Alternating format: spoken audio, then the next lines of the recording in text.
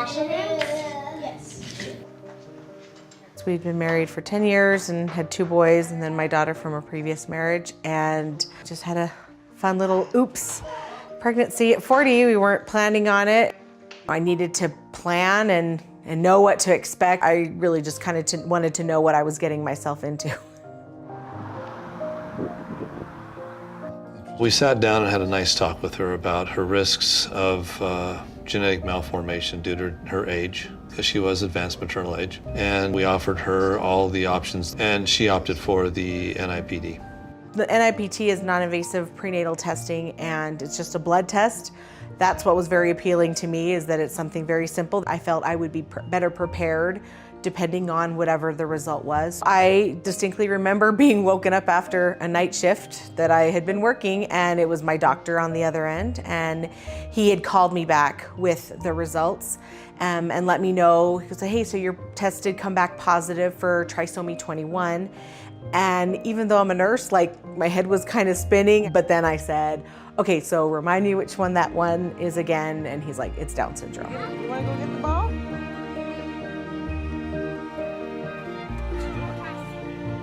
Getting past that initial hurdle of, okay, well, your child is gonna be different.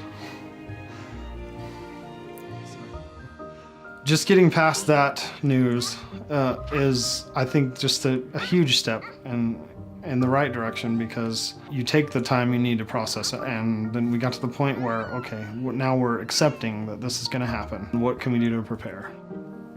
Knowing that I was preparing for a child with Down syndrome totally helped in my pregnancy. My doctor was very specific about, okay, so you're gonna need to have these additional tests. You're gonna be having more ultrasounds. You're gonna need to have an echocardiogram. The pregnancy will last 40 weeks. I have to prepare her during that pregnancy for what's going to be the rest of her life. Physicians, our primary role is not just to take care of sick people, but to be educators. We're teachers. My time that I dedicate to her in education, in understanding, will help her better prepare for when that baby comes. Having that knowledge that my baby had Down syndrome probably saved her life, because my doctor, the last thing he said was, please remember, you have an increased risk for stillbirth because the child has Down syndrome. When I was 36 weeks, I noticed, I was like, this baby is not moving. And they immediately got me in, sent me over to the hospital immediately for an emergency C-section. The second she came out, like, I was just so relieved that she was there and she was crying and she was fine, that it was a wonderful birth story. When the child came out, she was prepared mentally and was able to just hold her little daughter and love her from the get-go. Sorry. When I found out that I was having a child with Down syndrome, I did think how this would affect my family. We're never gonna do anything fun as a family again.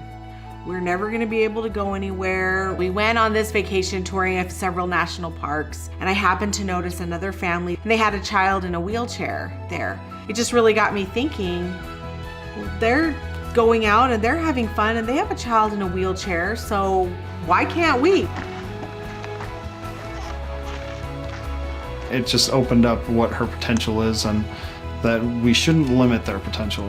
Now that we're super into hiking, and now that we use trail maps a lot, I see that there's a huge similarity between trail maps and having NIPT. It helps you direct the course, helps you what things are coming up, what you need to be looking for, what tests you need to be having. Dr. Hutchison offered that prenatal testing in that first visit, and it totally changed my life.